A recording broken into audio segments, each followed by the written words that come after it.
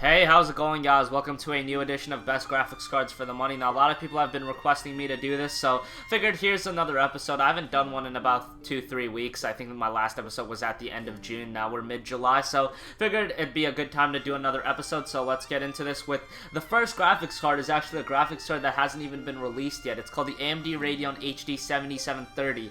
Now, what this is it's supposed to be a replacement to the AMD Radeon HD 6670 that came out a year or two ago. Now, the 6670 is a really good graphics card if you're building a $300, $250 system where you can only fit a $50 to $70 graphics card. So finally we're getting an upgrade to that card. I think that card came out in 2011, so it's good to see something take the reins of that card. So this is going to be really good for, like I said, the price range, and it's going to be able to run games pretty smoothly at 1280 by 720. And if you're playing lighter games like League of Legends, World of Warcraft, this is probably the new graphics card that I'm going to start recommending in my builds. So really good that AMD finally rolled out a new GPU to replace that 6670 that came out a couple years ago. Now, this is supposed to launch at different variants from $50 to $79, so not a bad price. The 7750 is about $85 now, so pretty cheap card, and it's going to be really, really good for budget end builds. Next card I went with was the AMD Radeon HD 7770 from Sapphire. This is only $95 right now. This is a really solid card for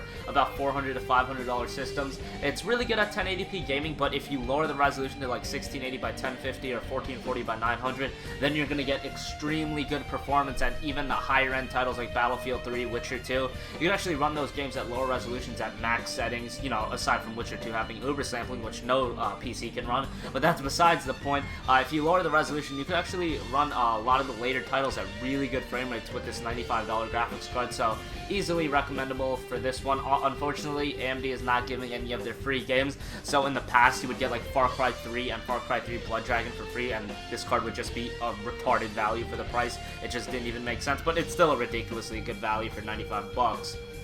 Next graphics card I recommend is the Sapphire Radeon HD 7850. Now, this is about $140, and same issue with the 7770, no free games anymore. Apparently, a couple few retailers are still doing it, but those are going to be like the last wave of cards, and a couple 7970s still have it, but that's besides the point. The 7850, really solid card for 1080p gaming if you're gaming at like medium to high settings at 1080p.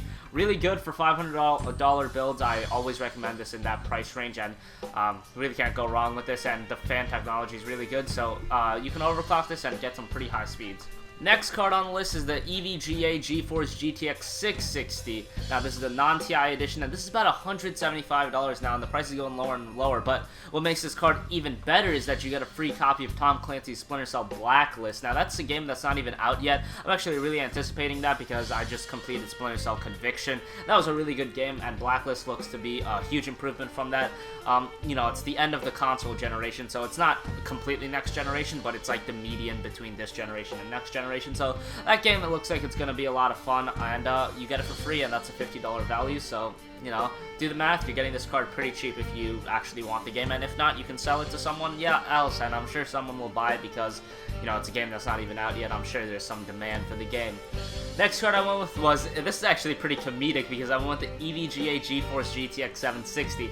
Now, about a month ago when this card came out, I made a video, do not buy this card. Well, you know, that's just the thing with the landscape of computer hardware. Things change all the time, and this is one of the changes where originally I recommended the 7950 because you were getting like a million free games with it and the value was just there, but now you don't get those free games, and AMD just did that to slap me in the face because they literally took off the free games like 3 days after I uploaded the video, don't buy a 760, so that was pretty funny. And now with the 760, you get Splinter Cell Blacklist for free, so it's like a huge 180 that just happened where now the ball's on NVIDIA's court, so really good. The 760 is a damn good value right now, and the free game, you know, just makes it better. Next card, I went with the EVGA GeForce GTX 770, same thing as the 760, although the 7970 is not a bad value either, which I want to put on my list because a lot of the 7970s are still offering those free games. I guess after this wave of graphics cards are sold, the free games are going to be done, but the 7970, I believe you get Bioshock Infinite, Far Cry 3 Blood Dragon, and I think Tomb Raider for free. So those are pretty good value. I went with the 770 just because depending on what your retailer of choice is, you might not get those cards or those games. So I just went with the 770 where all 770s are giving Splinter Cell Blacklist for free right now. Finally, I went with the GTX 780. you know, best card to get right now to play a 2560 by 1440. Nothing really beats it unless you're getting a Titan, which is a garbage card, but that's besides the point. And yeah, 780 is pretty solid. I have some benchmarks up on my channel if you want to watch them from a couple months ago. And yeah, thanks for watching this video, guys. I know a lot hasn't changed, but with the inclusion of the 7730, the inclusion of Splinter Cell Blacklist coming free with a lot of NVIDIA cards, figured this was a good time to make the video. A lot of people have been requesting it, and I've been getting some PMs on what graphics card to get, so figured why the fuck not, let's do this. And yeah, thanks for watching. Remember to hit that subscribe button, like this video, and comment, and I will catch you guys later. Peace.